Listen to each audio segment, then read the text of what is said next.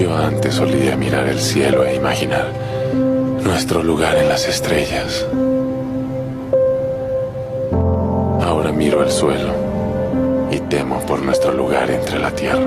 Este mundo es un tesoro, pero hace tiempo nos dice que nos tenemos que largar.